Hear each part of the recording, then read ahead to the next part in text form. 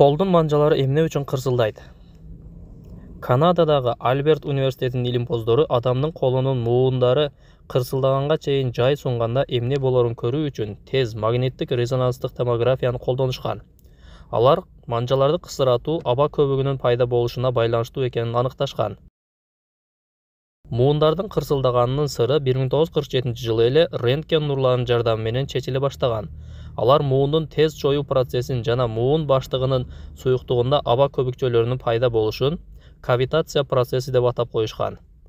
1971-жылы ушуга окшош ыкманы колдонгон илимпоздор ошол эле көбүкчөлөр ушундай кысырап, бирок жарылганда пайда болоорун аныкташкан. Негизинен илимпоздордун айтуусу боюнча, манжаларды кысыратуу эч кандай зыянга деле алып келбейт. Бирок ден соолугу чың адамда бул кысыратуулар, манжалардын кысыратуусу ар 15 мүнөттөн эрте болбостугун дагы эскертишет.